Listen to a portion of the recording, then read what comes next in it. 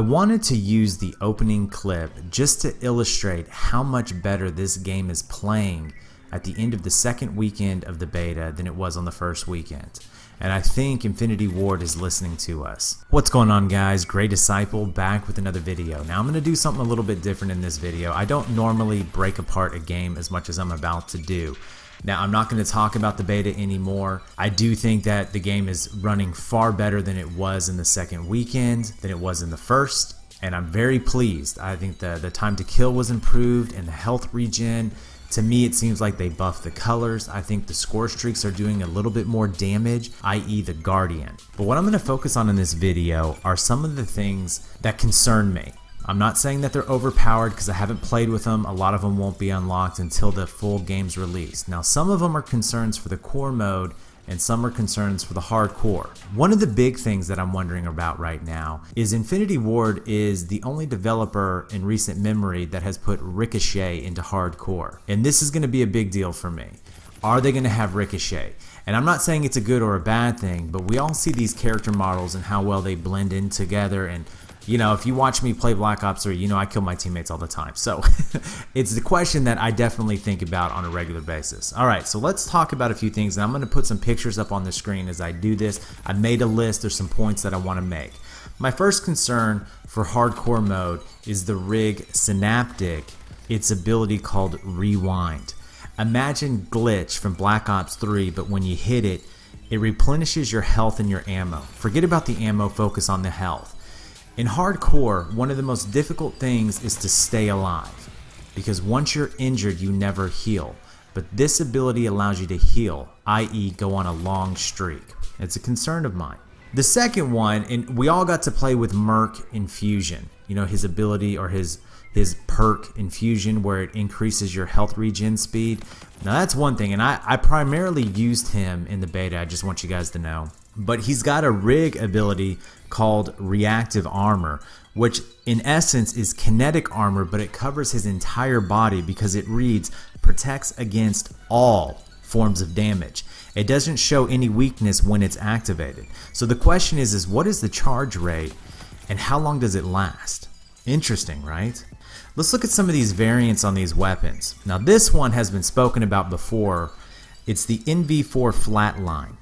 Now what does it have? It has precision and focus. Now listen to precision. Infinite damage range. That means if you put a suppressor on it, it's going to carry its damage all the way across the map with no fall off. Now that is disconcerting. And then not only that, but they paired it up with focus. No idle sway on the weapon. That's insane. Then you have the K-Bar Invective. It has the perk Jawbreaker, which is bonus headshot damage, which is basically built-in high caliber. And then they paired it up with Stability, which is a built-in foregrip to give you more accuracy to get the headshot. Then you have the Type 2 Enforcer. It has Gambler.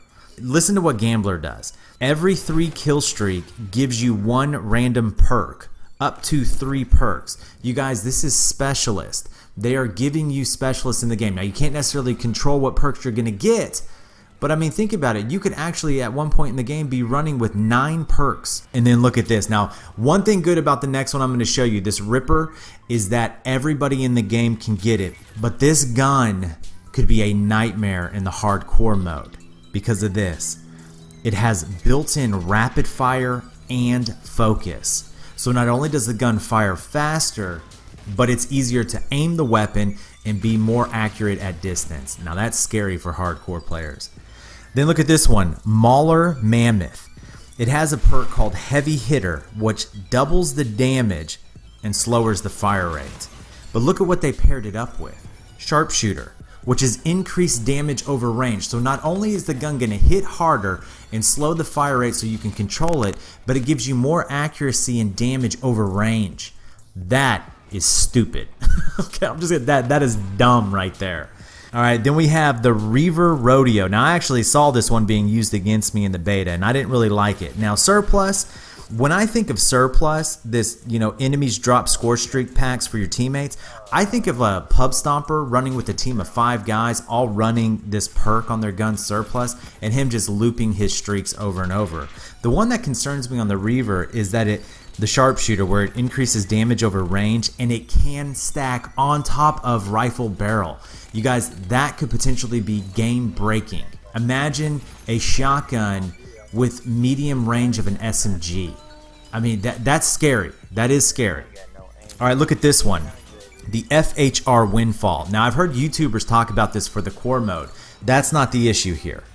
The issue with this gun is the perk Invigorate for the hardcore mode. This right here, you guys, will break hardcore. And once people figure out this gun and this perk, this will be the only gun used in the hardcore mode. Why? Because killing enemies refills a portion of your health. So if you have that little bit of damage in hardcore, I mean, you only get 30% health anyways. This gun will constantly refill your health bar.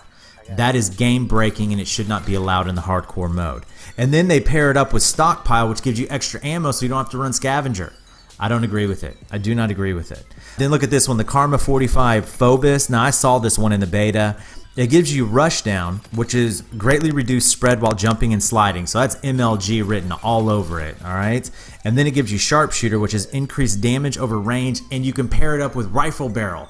So not only is it more accurate when you're jumping around like a bunny, but you have more damage over range with the gun. That is not fair no matter how you swing it. Now look at this. Here you go, you got the attachment Hollow Point, and I actually have started to see people playing with it more towards the end of the beta, which is increased headshot lethality, high caliber from Black Ops 3. Now I haven't seen any statistics on it, but it seems pretty lethal.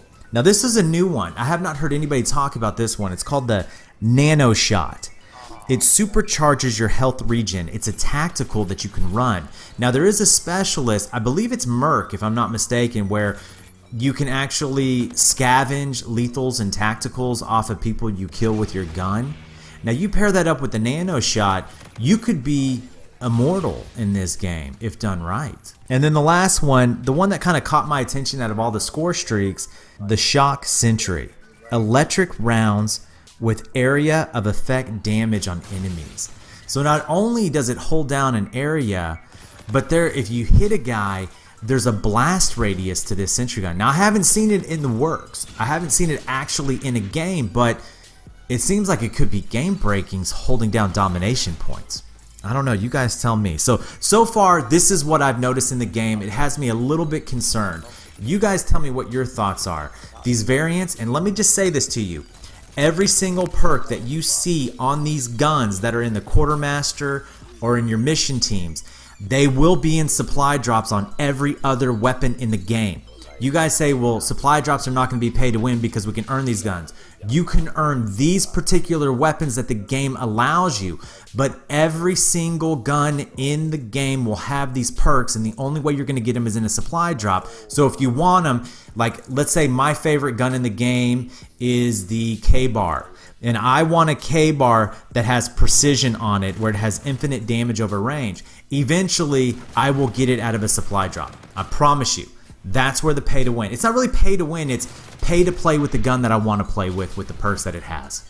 That's my thought. You guys let me know how you feel about this. Leave a comment down below. If you enjoyed the video, hit the thumbs up button. And as always, if you're new to the channel, subscribe, because I'm here every day.